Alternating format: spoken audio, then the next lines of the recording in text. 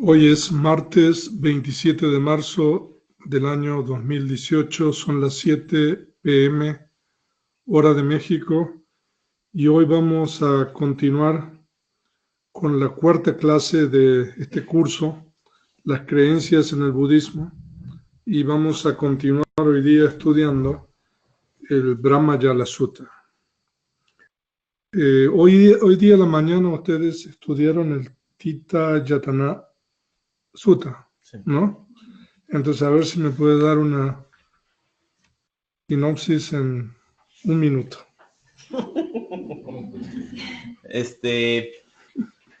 Vemos la primera parte del discurso donde habla de las creencias de algunos ascetas Ok, sobre que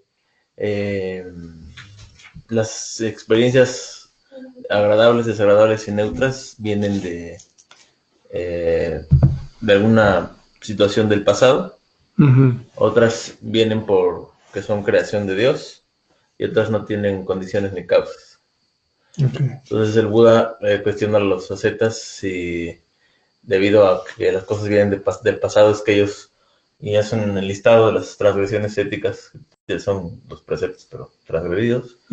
Y lo mismo si debido a que es creación de Dios es que ellos cometen esas transgresiones éticas. O sea que no hay responsabilidad individual en ninguno de los ¿no? tres casos. En los tres casos. ¿Quedó claro todo eso? ¿Sí?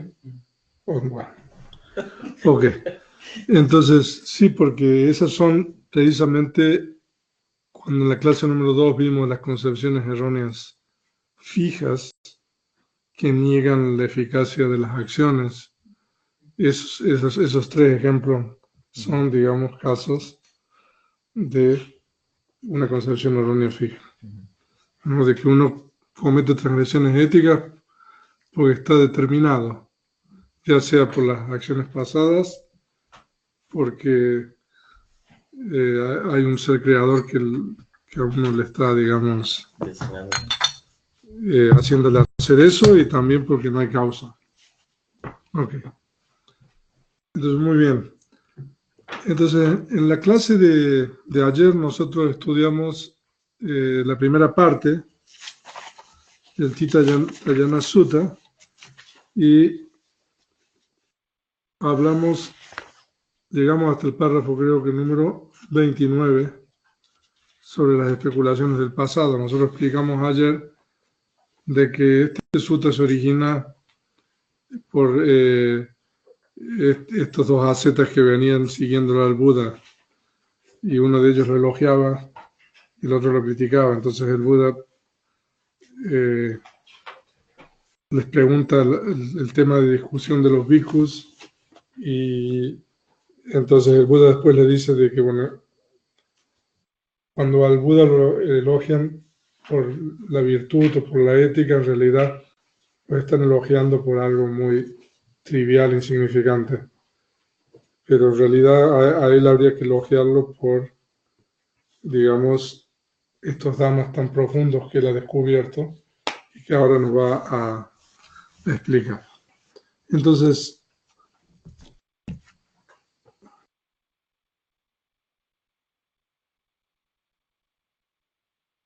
vamos a buscar la lámina. ¿Usted tiene la lámina?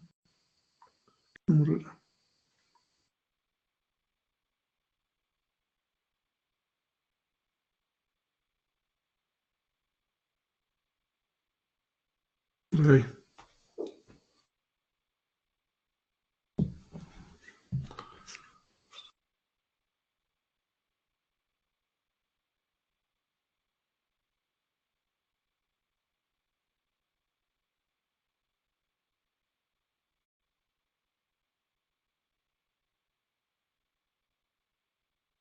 Entonces, bueno, eso nosotros lo leímos ayer. Entonces el Buda dice que hay otros dhammas profundos difíciles de ver, etcétera, ¿no? Entonces, y después el Buda mismo pregunta cuáles son estos dhammas que son difíciles de ver, etcétera. Entonces eso lo vimos ayer. Entonces, ahora vamos a ver, entonces, por favor ayúdense con este cuadro que repartimos. Y ahora vamos a ver las doctrinas eternalistas.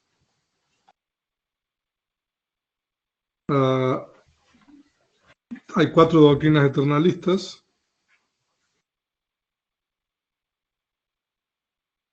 Entonces leamos esto. Hay bhikkhus, algunos ascetas y brahmanes que especulan sobre el pasado, que se adhieren opiniones sobre el pasado y que basados en 18 motivos expresan diversas proposiciones con respecto al tiempo pasado. Y debido a que, en base a que estos respetables ascetas y brahmanes especulan sobre el pasado, se adhieren a opiniones sobre el pasado y que basados en 18 motivos expresan diversas proposiciones con respecto al tiempo pasado. Entonces, esas son las 18, están aquí, divididas en 5 grupos. Entonces yo ahí hice ese cuadro, ¿no? Las 18 son 4, digamos, creencias eternalistas. Hay 4 eternalismo parcial, 4 doctrinas de finitud e infinitud. Hay 4 doctrinas de evasión escurridiza, pero bueno, pero eso lo había cambiado, yo me olvidé. Ahí lo puse como evasión interminable mejor, ¿no? Y hay 2 doctrinas de origen sin causa. Entonces, estas especulaciones sobre el pasado que nosotros vamos a estudiar ahora están basadas en inferencias, digamos, en base a experiencias, la mayoría, hay algunas que no, experiencias que estos ascetas y brahmanes que el Buda menciona han tenido.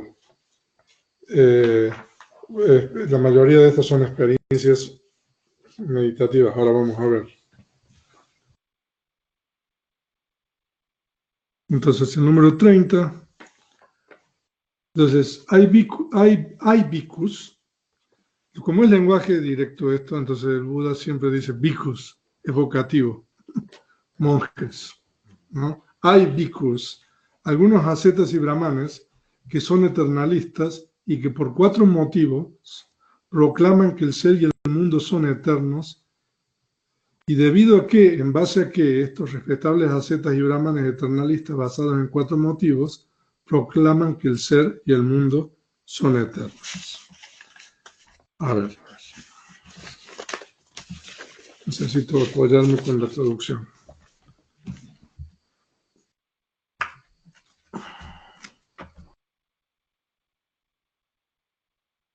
Ok.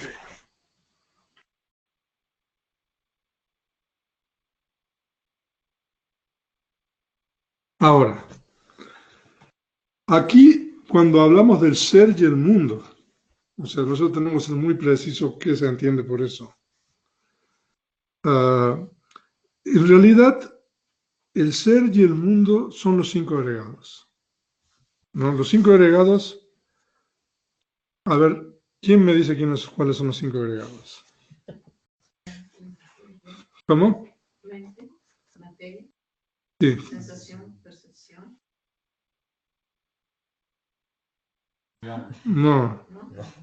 O sea, a ver, formaciones mentales. Formaciones mentales, A ver. conciencia, Y la conciencia, ¿no? sensación, percepción, Materia. formaciones materiales.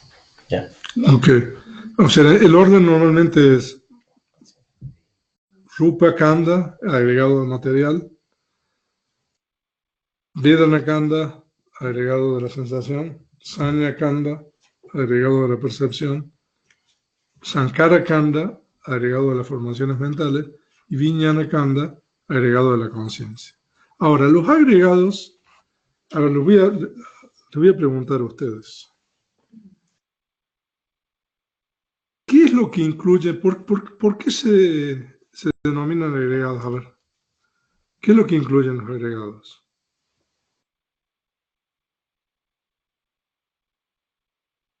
También a las personas que me están siguiendo online. ¿Por qué se denominan agregados?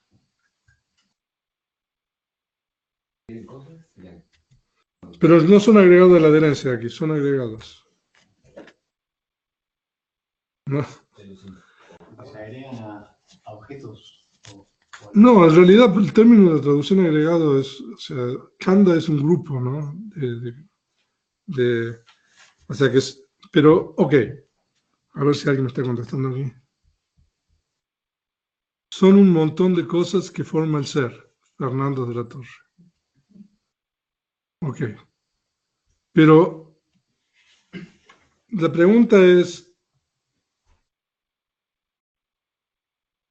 ¿qué incluye los agregados y qué no incluye los agregados? Por ejemplo, los objetos visibles que nosotros vemos, ¿son parte de los agregados o no? A ver, pregunta. ¿Los objetos auditivos que los seres escuchan son parte de los agregados? ¿Sí o no? Sí. Sí, muy bien. O sea, de que en realidad los agregados son todas las realidades últimas condicionadas, ¿no? Entonces, cuando nosotros hablamos del ser y del mundo,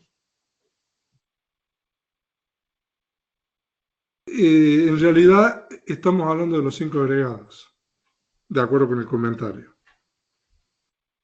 Simplemente es qué es lo que uno toma de los 5 agregados como el ser y qué es lo que uno toma de los 5 agregados como el mundo.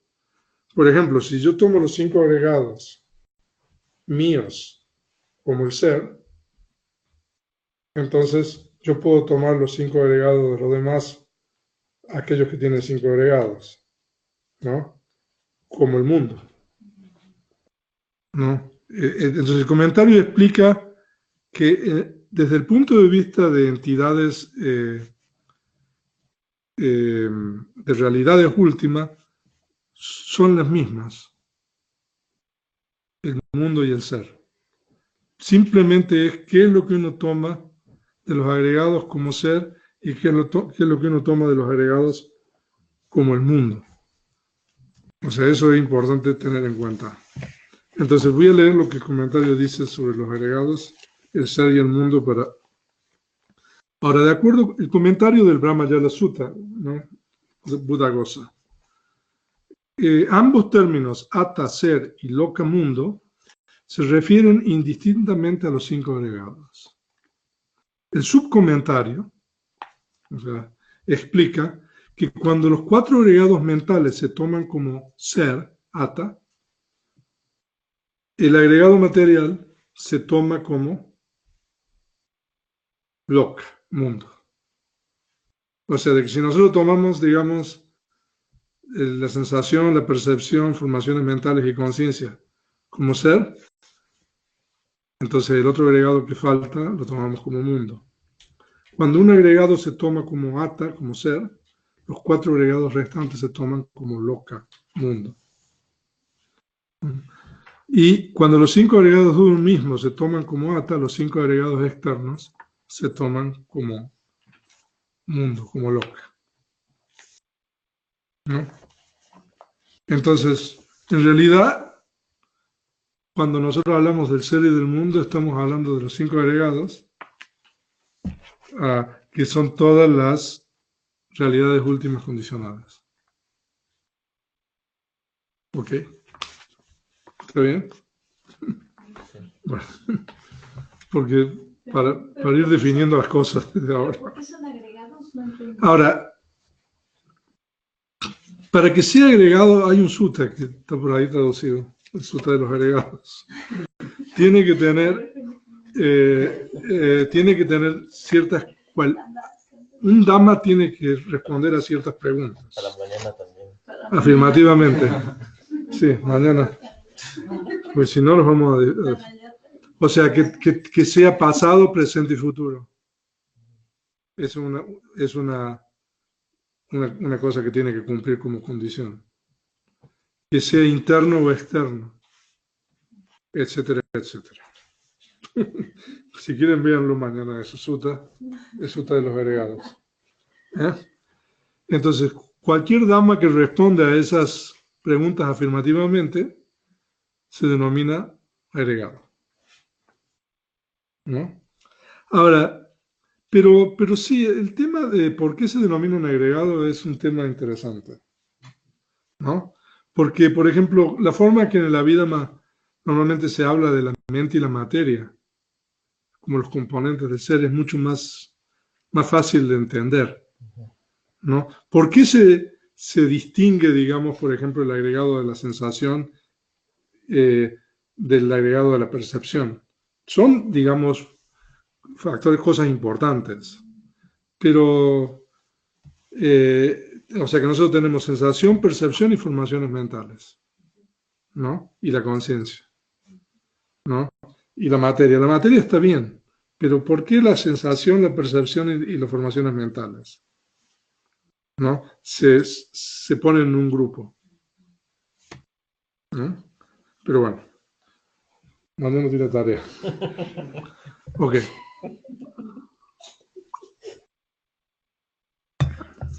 Toda la noche va a estar estudiando. Está cortito. Son 2 párrafos. Tiene que venir a las 5. Sí, bueno, pues son 2 párrafos, pero bien sustanciales. Ok. Entonces aquí, porque nosotros vamos a ver que a veces se hace referencia solamente al ser y otras veces hace referencia al mundo y a veces hace referencia al ser y al mundo. O sea, de que por eso este discurso lo tenemos que estudiar y seguramente va a generar más preguntas que respuestas. No, a lo mejor respuestas que no estoy en condiciones de dar, pero bueno, por lo menos es un buen comienzo. Ok. Entonces veamos la respuesta. Aquí Bhikkhus, cierto asceta o brahman, habiendo generado energía, habiendo generado esfuerzo, habiendo generado vigor, habiendo generado vigilancia, habiendo generado correcta atención, logra tal grado de concentración mental. Ok, entonces aquí, ascetas y brahmanes, ¿no? O sea que son las 2 clases religiosas, ¿no? De la época del tiempo del Buda, porque había brahmanes que eran discípulos del Buda, ¿no? Entonces por eso, entonces aquí está hablando de alguien que medita seriamente.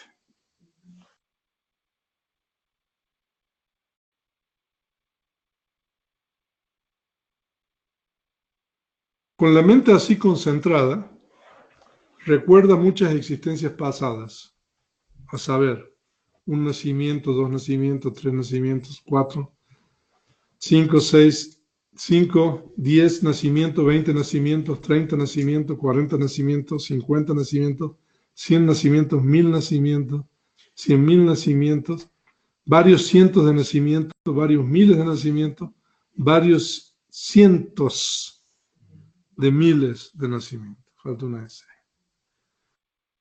Ok. O sea, de que ahora voy a explicar esto. Cuando termine. En tal lugar así me llamaba, este era mi clan, esta era mi apariencia, esta era mi comida, tal era mi experiencia de felicidad y sufrimiento, tal era mi periodo de vida, muerto allí resurgí en otro lugar.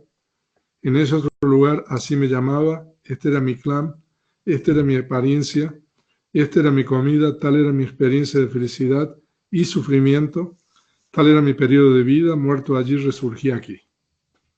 Así recuerda numerosas existencias pasadas en diversos modos y detalles.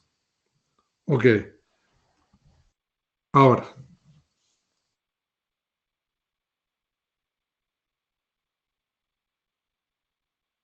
Hasta aquí. Vamos a explicar ahora. Ahora. Si ustedes han leído sobre la historia de la vida del Buda, antes de que el Buda alcanzara la iluminación, en el Arija Pariyasana Sutta, en el discurso de la noble búsqueda, el Buda relata de que él, después de haber renunciado, fue con 2 maestros. Alara Kalama y Udaka, el hijo de Rama.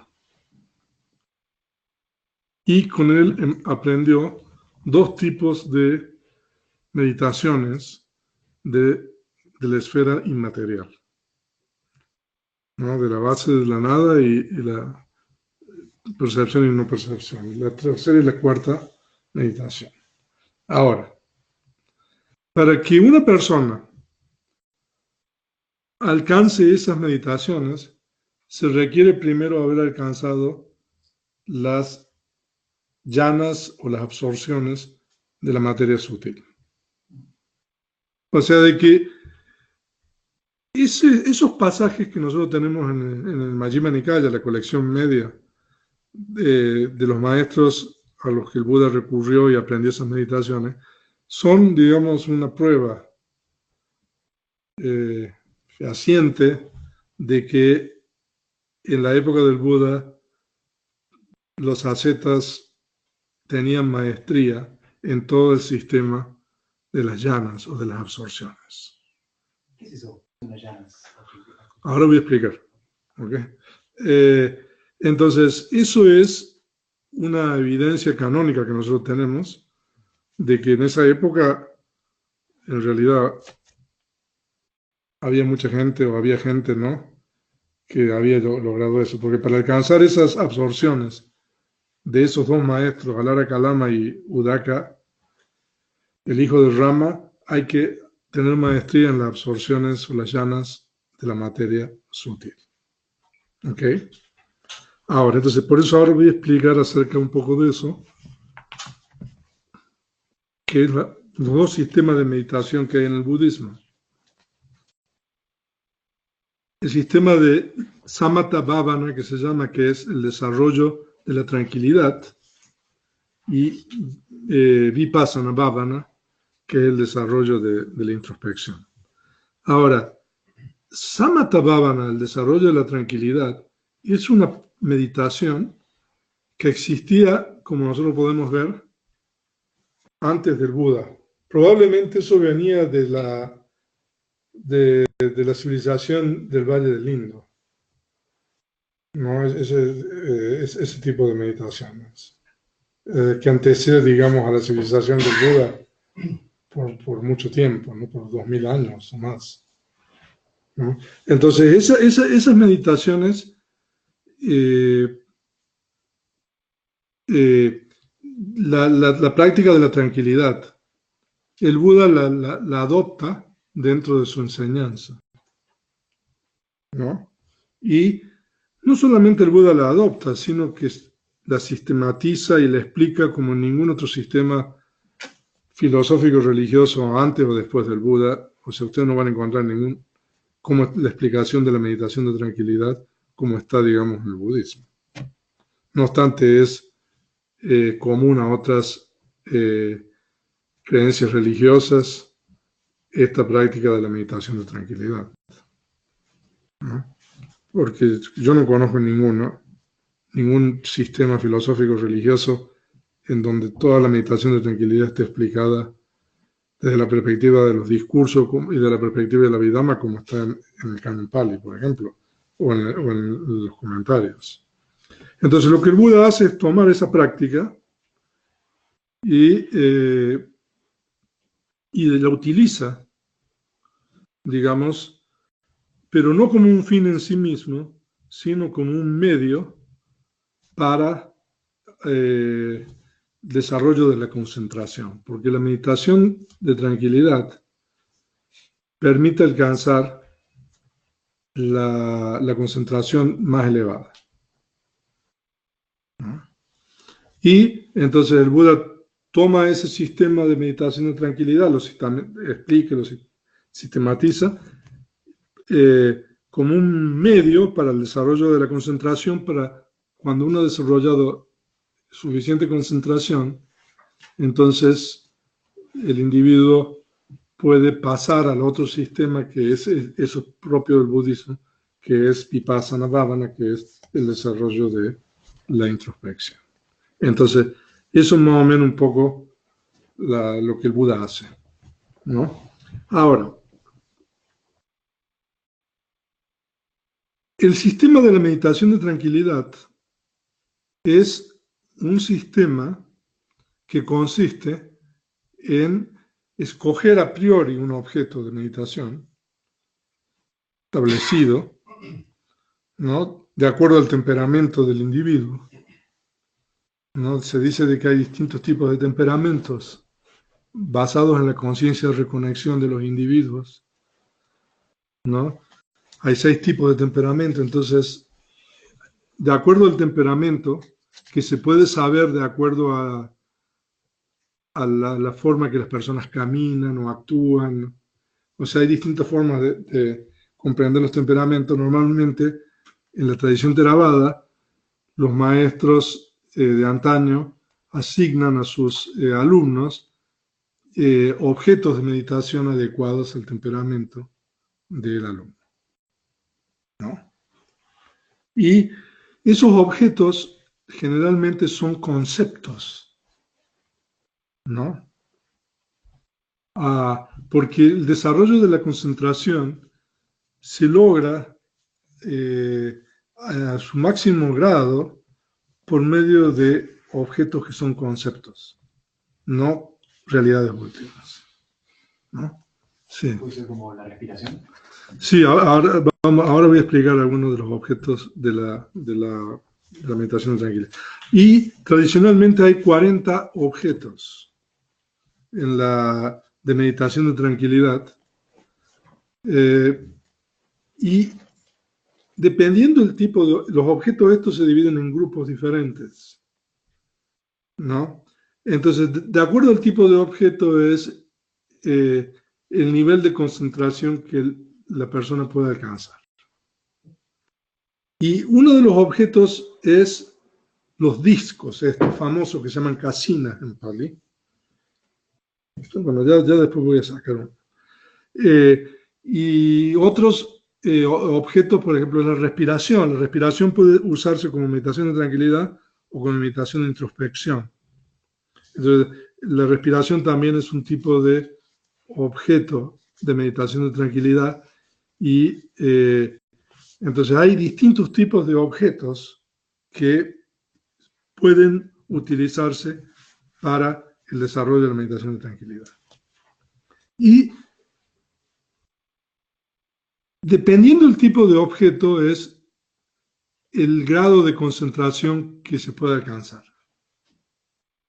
¿no? Entonces,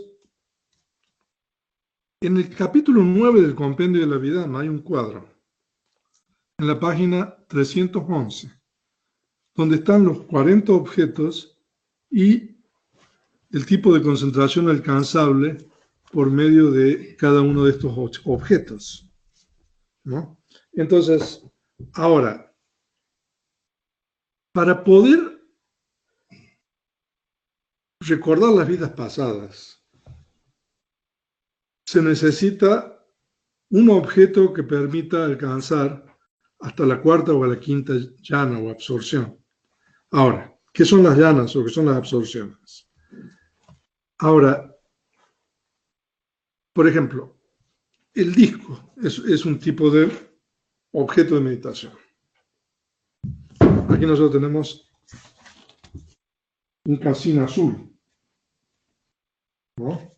Y de este lado, un casino amarillo. Hay 10 tipos de casinos diferentes que se pueden fabricar de distintas formas, por supuesto. Esto es un semejante, ¿no? Yo me haría una portátil así, más pequeña. Pero de cualquier manera. Entonces, estos son discos que normalmente tienen un diámetro de 33 centímetros, ¿no? Y hay 4 casinas de colores: azul, amarilla, roja y blanca. Aquí no hay blanca. ¿Hay roja? ¿Eh? No hay roja. El azul y amarillo, ¿no? Bueno, entonces, para meditar en estos objetos, normalmente uno pone esto a una distancia aproximadamente de 1 metro, y lo que uno tiene que hacer es memorizar el disco en la mente, visualizarlo. ¿no? Entonces, normalmente uno lo mira, cierra los ojos, abre los ojos, lo mira, ¿no? Y bueno, y así, o sea, innumerables veces, ¿no? Hasta que uno pueda memorizar el disco en la mente, visualizar el disco en la mente, como está aquí en este físico. Entonces, se dice de que el disco aquí afuera se llama el signo preliminar, ¿no? Y cuando uno puede visualizarlo en la mente y ya no necesita el disco, se llama el signo adquirido, se llama. O sea, de que uno puede ver el disco en la mente, ¿no? Y después, cuando uno ya tiene el disco en la mente visualizado, uno continúa concentrándose en este disco que está en la mente, y ese disco se vuelve cada vez más claro, más nítido, ¿no? Entonces, hasta que uno llega a un punto que se alcanza lo que se llama la concentración próxima. La concentración próxima es un tipo de concentración, es el tipo de concentración más elevada para las conciencias de la esfera de los sentidos que nosotros tenemos. Nosotros los seres humanos normalmente experimentamos solamente las conciencias de la esfera de los sentidos.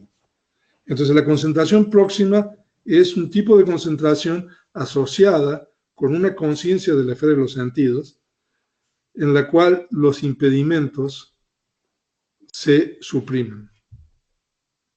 Se dice de que hay 5 impedimentos que son lo que permite que uno no alcance la concentración próxima.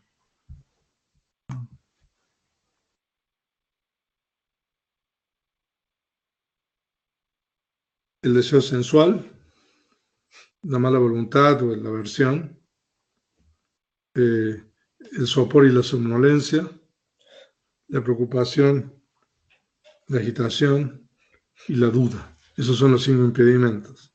Entonces se dice de que cuando uno ya tiene el signo en la mente y el signo se ha, digamos, perfeccionado, ¿no? Entonces es tal la unificación de la mente en el disco que uno alcanza ese punto de concentración que se llama la concentración próxima. Sí. Perdón por el comentario tan terrenal. En diciembre que estuve aquí, leí unos libros, Sí. y hablaba del sistema para la concentración. Y de la absorción hablaba de los 4 elementos, ¿no? Y de los colores. El comentario es en el sentido de que hoy sabemos que el azul, el amarillo, tiene que ver con la parte cognitiva, racional del cerebro, y cuando me quedé muy impactado y ahora que lo escucho. Porque la ciencia, y ese es el comentario muy terrenal, la ciencia hoy ha descubierto, hemos demostrado que los colores generan estados mentales, hacen que la inteligencia se potencialice. En el caso del amarillo, tiene que ver con la parte emotiva, racional.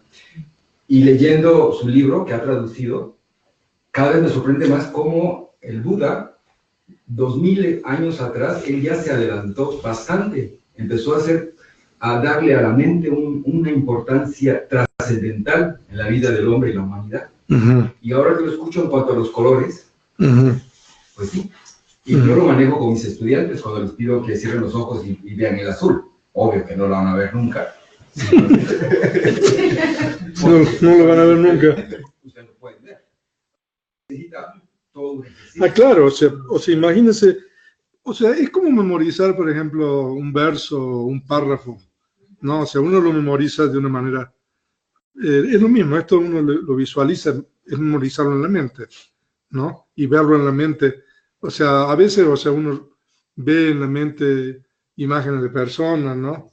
O sea, de que eso no necesita ningún grado a lo mejor, de desarrollo mental para ver a alguien en la mente, o no, o sea, alguien que a uno le agrada o le desagrada a veces, ¿no? Pero esto es mucho más, o sea, de concentración, porque para llegar a lo que se llama el signo conceptualizado, y cuando se llega al signo conceptualizado, entonces se suprimen los impedimentos y se alcanza la concentración próxima. Entonces todavía, cuando nosotros tenemos la concentración próxima, estamos en la esfera de los sentidos, ¿no? Pero después se alcanza lo que se llama la concentración de absorción, ¿no? Entonces, en ese punto es cuando se alcanzan las llanas, la primera llana. Y esa conciencia de llana es una conciencia que pertenece a otro plano de existencia, que es la esfera de la materia sutil, ¿no? Ahora, la conciencia de llana o de absorción es una conciencia, un proceso cognitivo de la puerta de la mente. O sea que incluso antes de llegar a la llana, está la unificación de la mente en el objeto, que no hay procesos cognitivos de las otras puertas sensoriales, ¿no? Está la concentración de que uno no oye, no, por supuesto no ve, o sea, está mirando la mente, ¿no? Pero digo, o sea, uno no tiene experiencias de las otras puertas sensoriales, solamente de la puerta de la mente, ¿no? Y cuando uno llega o sea, eso ya es en la concentración próxima. Cuando uno llega a la concentración de absorción, eso solamente es la puerta de la mente. La postura es como una estatua,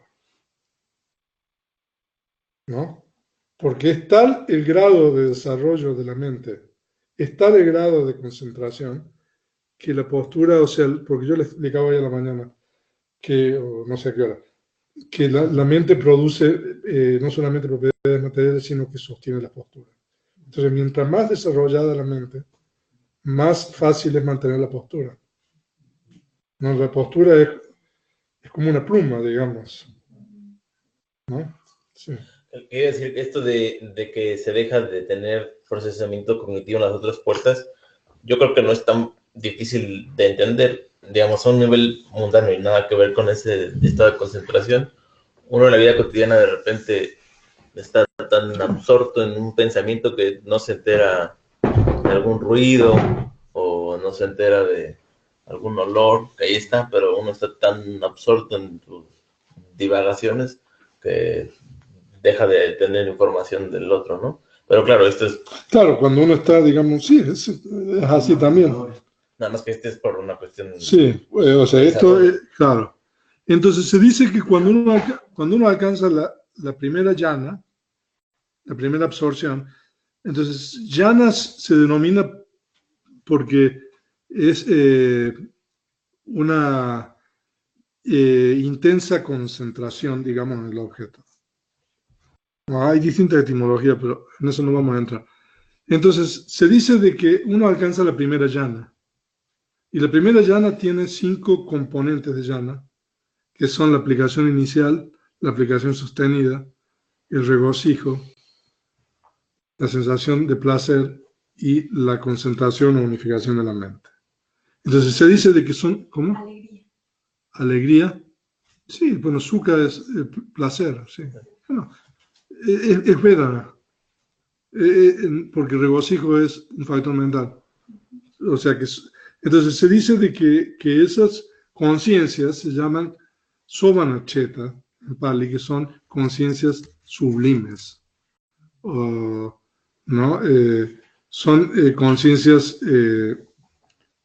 realmente, o sea, son experiencias trascendentales esas, ¿no? Entonces la primera llana tiene 5 componentes y cuando uno va aumentando o progresando, va quitando componentes de llana. Entonces primero uno quita la aplicación inicial de la mente, después quita la aplicación sostenida, después quita el regocijo, después quita la sensación de alegría o de placer por sensación ni de placer ni de desplacer. Entonces uno llega a la quinta llana, ¿no? Entonces, cuando uno alcanza la quinta llana,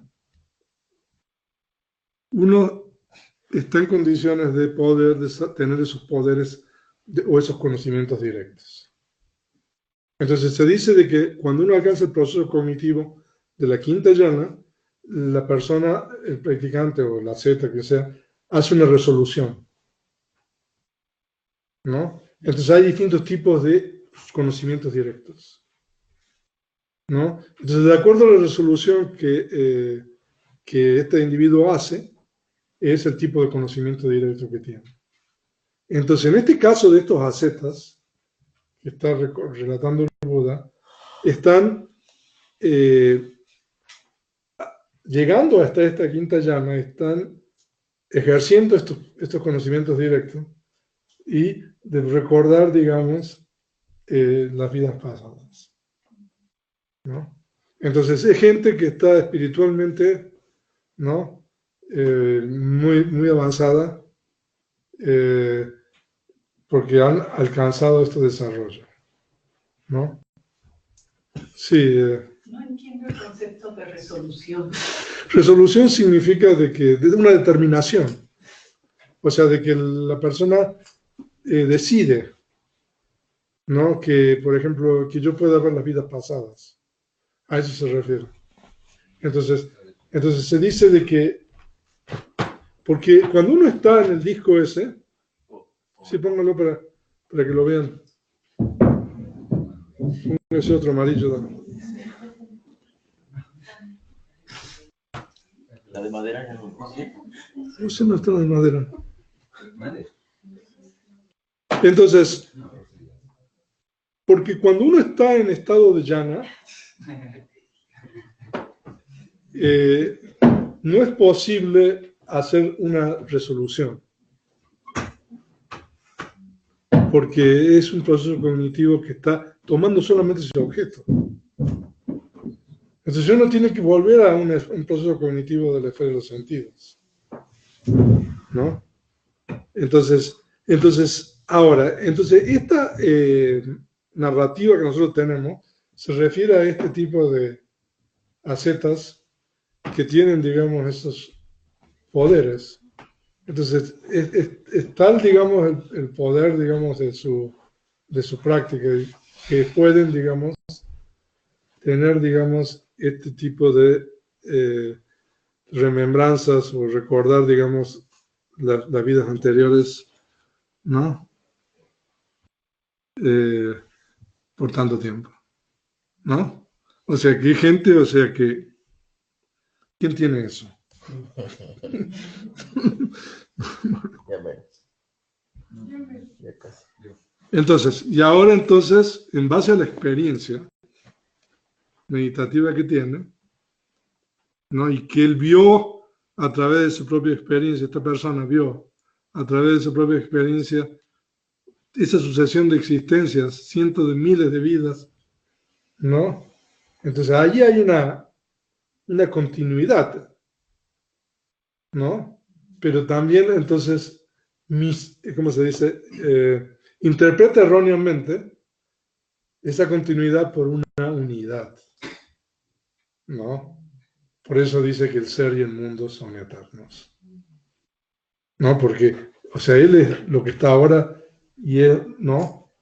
Pero entonces, ahora vienen unas frases muy complejas, esto es muy complejo, ¿no? Entonces, en base a la experiencia, ¿no? Al desarrollar este tipo de llanas también, o sea, no es nada más recordar, sino también desarrollar sabiduría, ¿no? Claro, o sea, en la enseñanza del Buda usa esto para practicar vipassana y desarrollar sabiduría. Pero si uno no practica vipassana, entonces uno ahí llega. Sí, pero me refiero que quienes desarrollan la quinta llana. Sí. Y sostienen el que es el ser es eterno. Bueno, recuerda las vidas pasadas también. Ajá, recuerda, pero si sostienen que el ser y el mundo es eterno, entonces, ¿dónde quedó la sabiduría ahí, no?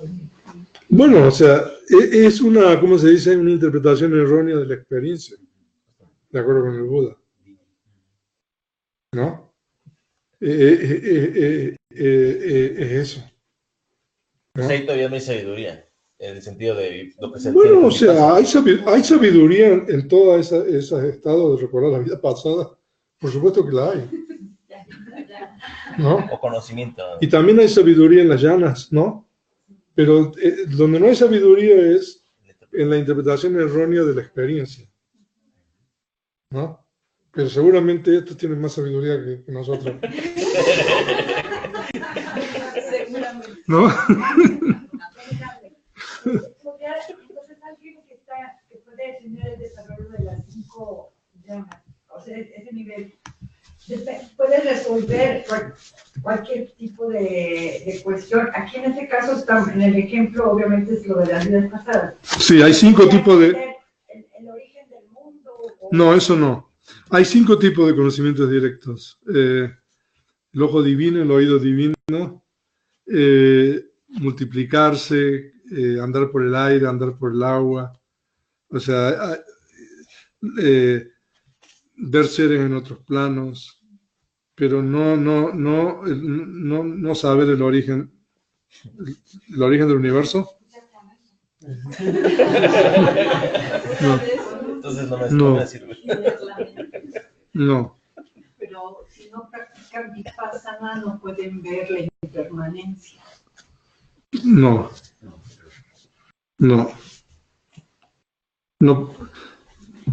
Ok. O sea, porque es increíble, ¿no? Si uno llegara a eso, ¿quién quisiera tener eso? Sí. ¿Esto lo practican los monjes con regularidad? Estas prácticas cada vez menos, o sea, hay monjes que todavía practican eso. Sí. Pero se requieren condiciones de un gran aislamiento, ¿no? De vivir en una cueva o en lugares, o sea, muy aislados que cada vez son más difíciles de encontrar. Pero esto en la época del Buda era muy común, esto de estos poderes y todo eso. Sí. Y bueno, ¿no resultaría también muy doloroso estar recordando?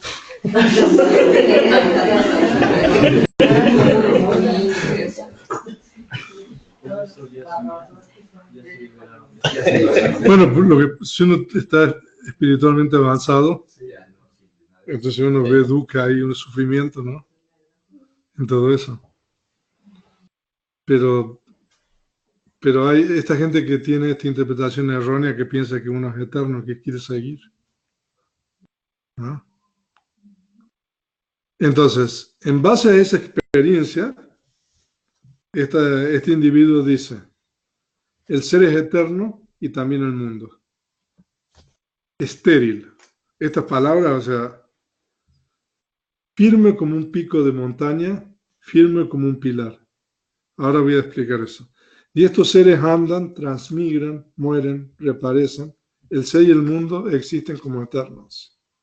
¿Por qué razón? Porque habiendo generado energía, habiendo generado esfuerzo, habiendo generado vigor, habiendo generado vigilancia, habiendo generado correcta atención, yo logro tal grado de concentración mental. Ahora vuelvo a lo de... ¿no? Y uno recuerda todo eso, ¿no? Ahora, pero veamos la aseveración.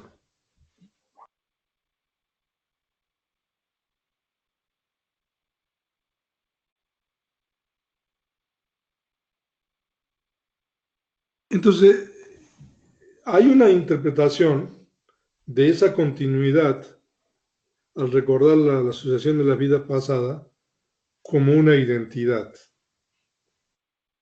¿no? Entonces, por eso se dice de que el ser y el mundo son eternos, ¿no? Pero estéril, ¿no?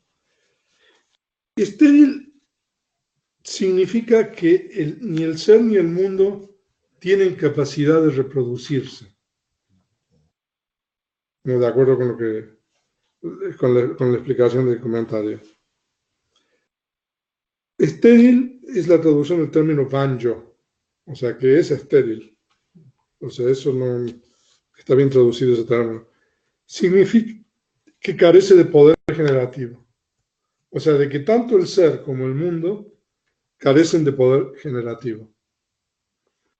Tanto el ser como el mundo no pueden producir otro ser u otro mundo. El subcomentario explica que por medio de esta declaración se rechaza que las llamas, consideradas como el ser y el mundo, puedan generar materia, etc. ¿No? Entonces, es así y va a ser así. O sea, bueno, uno lo ve en el pasado eso, pero uno puede extrapolar para el futuro esto, ¿no? En base a esa creencia. ¿No? Y la otra dice ahí, firme como un pico de montaña, firme como un pilar. Y el comentario explica que por medio de estas dos expresiones, firme como un pico de montaña y firme como un pilar, se describe la condición indestructible del mundo. O sea, de que el mundo es indestructible, ¿no? Sí. Siempre tuve esa duda, y igual parece. Pero, entonces, si ustedes creen, si se cree que el ser reconecta en otra persona, entonces, ¿por qué cada vez somos más? Pues hay cientos de miles de universos y muchos planos de existencia en cada, ¿no? O sea, de que, ¿no? Se pasean, ¿no? O sea, de que no, que los seres son, no tienen cuenta, ¿no? De acuerdo, ¿no? Y hay distintos planos de existencia y distintos universos. O sea, de que un ser de un universo puede ir a otro y ir de un plano a otro, ¿no? O sea, de que cómo es que hay más seres, o sea, ¿no? Pero, Para ver su vida pasada, entonces, solo fue en un solo plan, en este plan, en este mundo. No. ¿A quién se refiere? ¿A esta persona? No, incluso cuando estos poderes de recordar la vida pasada no necesariamente es existencia humana. O sea, puede ser otro tipo de existencia, ¿no? O sea, de que puede ser distintos tipos de existencia, sí. Nosotros ahora estamos practicando samatha o vipassana estos días. Nosotros estamos practicando la atención plena, ¿no? Porque para que sea vipassana uno tiene que empezar a ver las características. O sea, de que hasta que uno no vea las tres características de surgir y de cesar de los fenómenos, de la impermanencia, insatisfactoriedad e impersonalidad. Hasta que uno no vea las tres características, técnicamente uno no está practicando vipassana. Entonces nosotros estamos haciendo la práctica de la atención plena. Pero va hacia vipassana, no hacia samatha. Sí, va hacia vipassana, esa práctica, porque como nosotros estamos observando realidades últimas, entonces la concentración va hacia la concentración momentánea, no hacia la concentración próxima, ¿no? Pero bueno, los seres, porque sí, o sea, ¿cuál sería entonces la diferencia entre samatha y vipassana? pues, Creo que samatha es la concentración en un objeto, como estamos haciendo la respiración quizás, pero ¿cuál sería? Es un concepto, ¿no? Eso es la primera característica de samatha, que es fundamental, porque a través de los conceptos se puede desarrollar la concentración más fácilmente. Y la otra diferencia sería que uno siempre tiene el mismo objeto en samatha. En cambio, en la atención plena, nosotros vamos cambiando de objeto de acuerdo a los objetos que se vuelven prominentes en el momento presente. Entonces, esa sería la diferencia. Entonces, bueno, no sé si hay más preguntas con relación a esto. Entonces aquí uno ve las vidas pasadas, ¿no? Y uno piensa de que, bueno, usted hablaba de la reencarnación, ¿no? Sí. manera de interpretar. Sí. Claro, lo que pasa es de que la reencarnación implica como si hubiera algo permanente, ¿no? Pero la reconexión es simplemente una continuidad de fenómenos movido por condiciones. Entonces, la correcta interpretación de esta experiencia, de acuerdo con el budismo, es el camino medio, que evita, digamos, la identificación de todo eso con uno mismo, que en realidad uno mismo es diferente que todo eso que vio, ¿no? En otra vida, o sea, uno era otra cosa, ¿no? Incluso uno cuando era un niño es diferente que lo que es ahora, ¿no? O sea, que hay una diferencia que es evidente en cuanto a la materia, ¿no? Pero hay una diferencia, ¿no? Pero hay una continuidad con relación, uno es lo que es ahora porque fue eso antes. Entonces eso es la continuidad, pero uno es diferente a lo que fue antes, ¿no? Entonces esa es la correcta interpretación de acuerdo con el budismo, ¿no? Entonces esa interpretación evita, digamos, pero claro, pero uno puede decir es eterno, uno va a seguir igual, ¿no? ¿No? Uno puede decir, sí, o sea, el mundo de ser es eterno. Yo voy a seguir por cientos y miles de vidas hacia el futuro, igual. Soy eterno. Pero esa es una concepción errónea que le va a impedir a uno la liberación, ¿no? Que este término de reencarnar, lo que ocurre es que se tiene como la idea de que algo en el ser anterior, cuando murió, algo solamente tomó otra carne, pero se mantiene. Uh-huh. Se mantiene la mente. Pues Sí. Esa es una de las concepciones que vamos a ver más adelante. Antes del viernes, ¿no? Tiene que ver con la religión que practicaba hasta antes del viernes.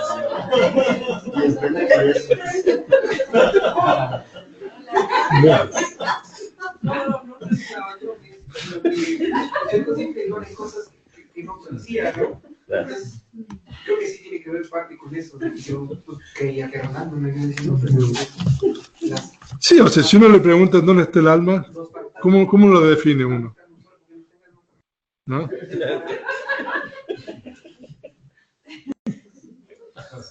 Entonces esta es la primera teoría eternalista, ¿no? Entonces hay una sobreposición o no sé cómo quieren llamarle, de, digamos, con esta experiencia, digamos, hay una interpretación de que el ser y el mundo, o sea, que los agregados son eternos.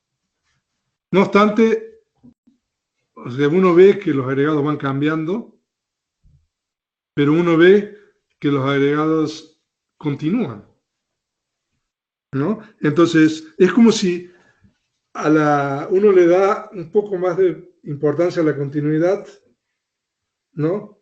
Que al cambio, digamos. Entonces, como uno se tira para el lado de eso, entonces uno establece una identidad. Entonces, cuando uno establece una identidad, entonces uno tiene, digamos, esa noción eternalista, ¿no? Ahora, lo que pasa es de que, de acuerdo con el Buda, es una creencia errónea. Creer, ¿no?, que el cuerpo, el mundo y el ser son eternos, ¿no? En realidad, la correcta visión es como le estoy explicando. Hay una fórmula en Pali que dice que uno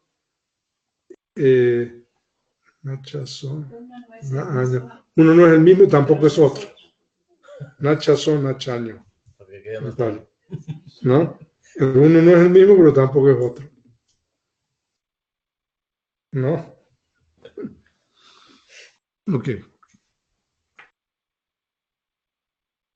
A ver si podemos terminar la primera de los eternalistas. Bueno, entonces, nosotros vimos la primera.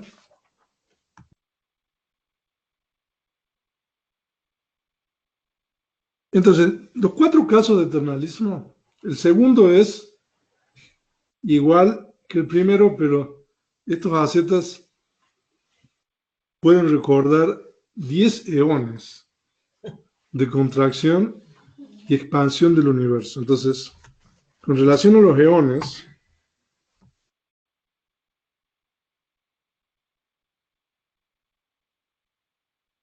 si quieren, mañana estudianlo. Ya van 2 horas de repaso. Ahora, un eón, el Buda lo define como, en pali es kappa, K-A-P-P-A.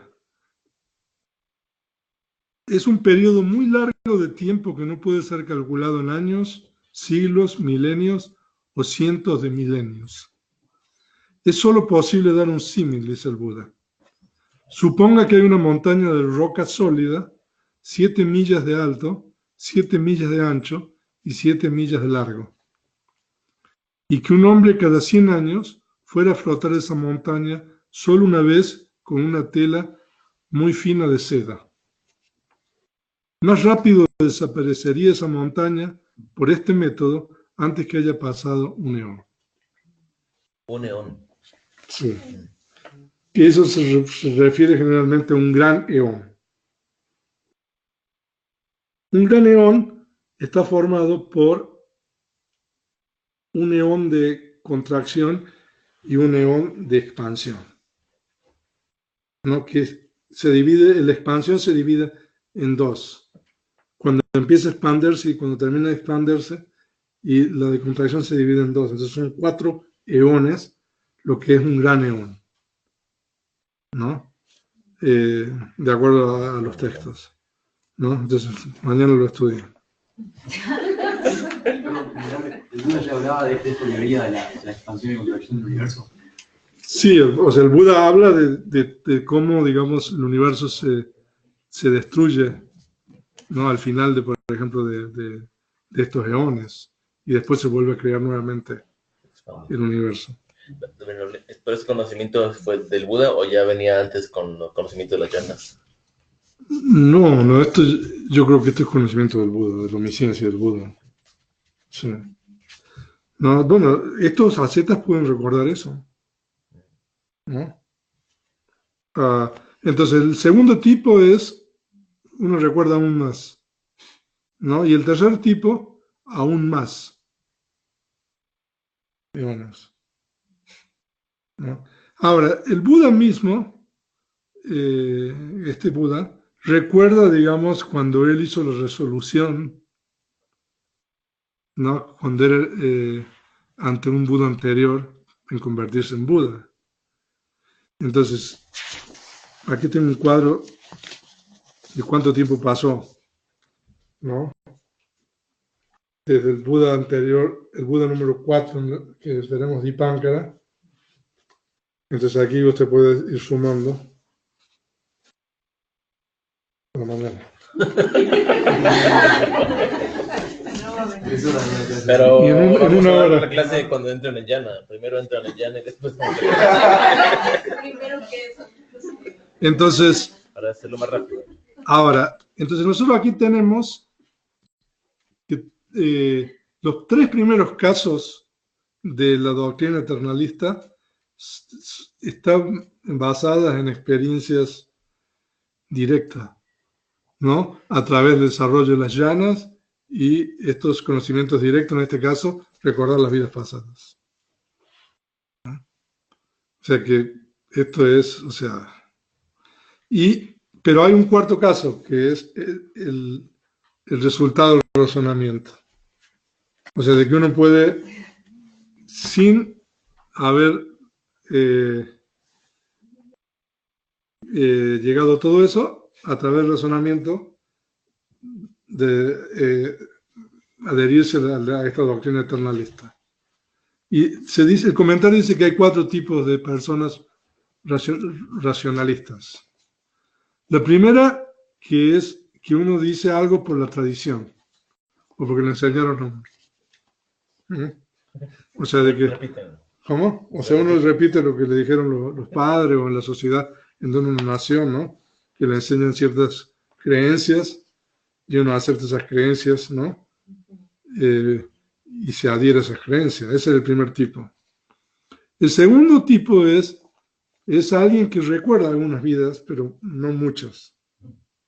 No, pero no en la cantidad de estos 4 grupos. Pero como uno recuerda algunas, entonces uno puede llegar a la conclusión que llegaron estos otros. Y el tercer tipo esto es muy parecido a la doctrina del hinduismo, que considera de que la presente existencia es el resultado de las acciones que uno hizo en el pasado de un ser permanente. ¿No? Perdón, Sí, la idea del karma viene del hinduismo. Sí, también existe en el hinduismo. Son diferentes, ¿El karma pero existe en el budismo también? sí, claro. Es diferente como el Buda plantea la idea esa, pero eso es anterior al Buda, la idea del karma o karma. Y el cuarto tipo de persona es puro raciocinio. O sea, aquí no hay, o sea, uno no toma por tradición, no tiene ninguna experiencia meditativa, sino simplemente por el puro raciocinio. Entonces son los 4 tipos de casos de eternalismo.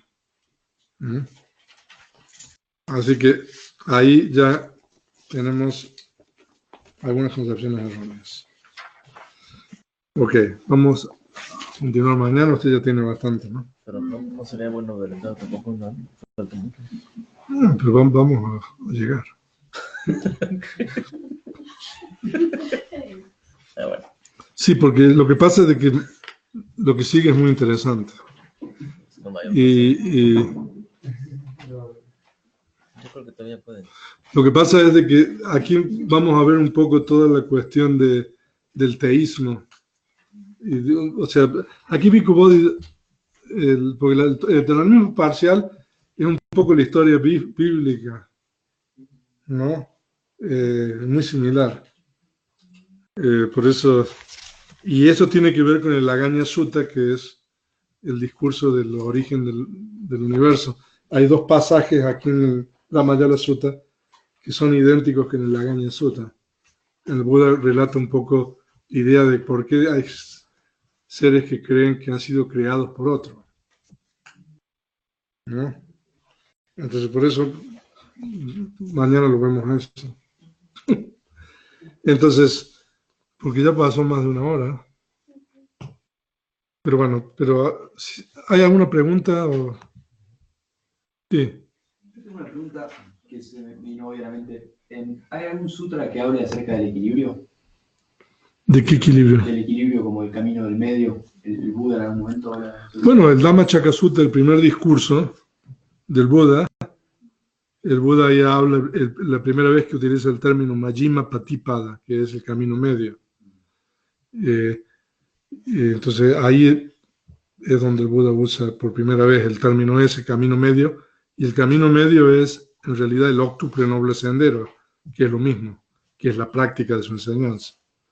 Y en algún momento habla de camino medio como evitar los 2 extremos, ni un extremo ni el otro. Sí, exactamente. Por ejemplo, en ese discurso el Buda habla de evitar los 2 extremos, del ascetismo extremo y de la sensualidad. Pero los 2 extremos, es que bueno que lo pregunta, también los explican a través de las creencias erróneas. Por ejemplo, esta es un extremo, el eternalismo. El otro extremo es el nihilismo, ¿no? Entonces, el nihilismo sostiene todo lo contrario, ¿no? De que todo se termina con la muerte. Y es interesante de dónde vienen las creencias nihilistas, ¿no? Porque hay creencias nihilistas que vienen también de experiencias meditativas. Sí, y hay creencias nihilistas que vienen de la especulación, ¿no? Pero entonces el Buda habla del camino medio que evita los extremos, no solamente de la práctica de ascetismo extremo y de toda la parte de la sensualidad, sino también habla del camino medio a nivel, digamos, intelectual, del ditthi, ¿no? De las concepciones erróneas, ¿no? Eternalismo y nihilismo. No, normalmente son pares, ¿no? La existencia y la no existencia, ¿no? Eso ahí usted hizo la lista de eso, ¿no? Sí. Pero también, por ejemplo, las moradas sublimes, cada uno es como el camino medio de sus enemigos lejano y cercano. También. Por ejemplo, el amor benevolente es el camino medio entre el apego y el odio. También. Ya, o sea, de que hay muchas formas de explicar el camino medio, ¿no? Entonces, ¿en qué sutta está eso? Ya me voy a acordar otro sutta, pero bueno, pero es el primer discurso, está ahí también, en la página, la Machaca Sutta. Sí. ¿Los otros Budas dejaron alguna enseñanza? No, o sea, se dice de que todos los Budas descubren lo mismo, pero no, porque para que venga otro Buda tiene que desaparecer la enseñanza. Bueno, pero por eso los Budas anteriores, el Buda Dipankara dejó enseñanza y se perdió. Sí. Sí, lo que el Buda hace en realidad es redescubrir lo que otros Budas descubrieron antes, que es las leyes, ¿no? De la realidad. Descubrirlo. No, porque es tan grande el periodo de tiempo. O sea, perdón, o sea, sí dejaron, pero como el universo se contrajo y se perdió todo. No, pero se pierde la enseñanza también. Claro. ¿No? Lo que hay es lo que se llaman Pacheka Budas, que son Budas individuales, es difícil de traducir, son Budas que descubren por sí mismos, porque el Buda es alguien que descubre por sí mismo sin la ayuda de un maestro, ¿no? Y el Buda completamente iluminado como este Gautama enseña también. Pero los Pacheka Budas descubren por sí mismos, sin maestro, pero no tienen la habilidad cognitiva para poder transmitir la enseñanza. Por supuesto que seguramente tienen discípulos y todo, pero los Pacheka Budas les falta un poco todo el ensamblaje de los conceptos para poder transmitir lo que han descubierto. Para que surja un Sammasambuddha, debe de haberse perdido Perdido totalmente. Ajá. Pero sí. Para que surja un Pacheka Buddha, es decir, ¿puede surgir un Pacheka Buddha? No puede haber un Pacheka Buddha, no. Ya. No. Normalmente, eso tendría que ver bien. Hay capas que son, a ver el papel. O sea, en esta era definitivamente no puede ser. Hay capas que son oscuras. Hay eones donde no hay Budas, ¿no? Pero en esos sunya capa que se llama, los eones vacíos, entonces ahí es posible que haya Pacheka Budas, ¿no? Pero solo ellos. Ahora, en el Sutta Nipata hay un sutta que es el cuerno del rinoceronte, que se llama, donde el Buda habla de otros Pacheka Budas, ¿no? Pero bueno, ese es un tema también muy interesante que hay que hacer research. Sí.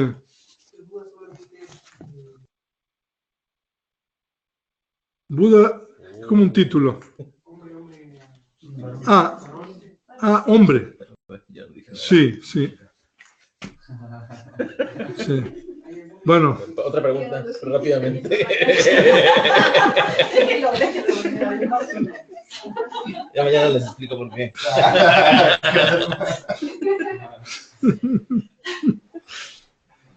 Qué tarea,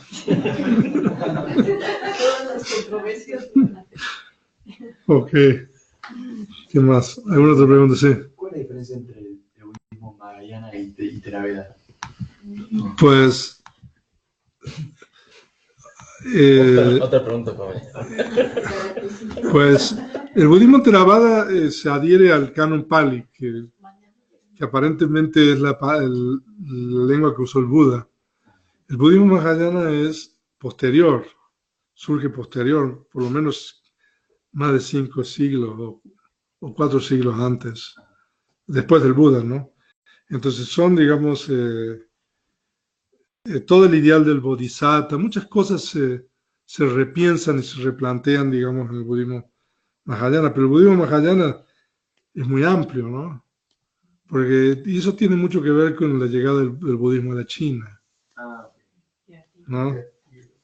¿No? Y a todo Japón, ¿no? El budismo Zen también El Zen es parte del Mahayana, sí. Sí. Y ahí, dentro del Mahayana, se funden con las religiones anteriores, ¿no? También, o sea, no, en el caso del budismo tibetano, digamos, hay una simbiosis con digamos, ¿no? Toda la cuestión del chamanismo y todo eso. Porque sí ¿No? tienen dioses. Ajá, claro. Entonces hay cosas, ¿no? que se incorporan, digamos, pero entonces eso es una diferencia. ¿Cuál es regresando a lo de las vidas pasadas, cuál sería el beneficio de recordarlas? Pues yo no sé cuál sería el beneficio. Entretenerse un ratito. Que se ilumine. Ejercer el poder, no sé, ¿no? Porque como uno ha alcanzado la quinta llana, entonces uno tiene esa posibilidad. O sea, uno tiene que querer. Entonces uno hace esa resolución, esa determinación. Y Aumentar la comprensión, quizá. Y si alguien medita con la casina, pero decide no recordar, o sea, que no quiere recordar. sí. No. Ahora, yo le expliqué en 15 minutos algo, ¿no? Que tiene mucho más, ¿no? Para poder alcanzar todos estos conocimientos directos, no solamente hay que alcanzar la quinta llana, hay que alcanzar lo que se llama maestría en las llanas. Hay 5 tipos de maestrías, ¿no? Entonces, la habilidad de entrar en la llana a voluntad, salir en la llana de voluntad, ¿no? Decidir el tiempo que uno va a estar en la llana, porque cuando uno entra en llana, uno está totalmente fuera del circuito, digamos. Del radar. Si uno ha llegado no, yo creo que ya no. Ahí no. ¿Peligroso en qué sentido? Es peligroso practicar a lo mejor casina Sin al guías. comienzo sin guía, sí. Porque puede haber un desbalance de la mente. ¿En qué sentido?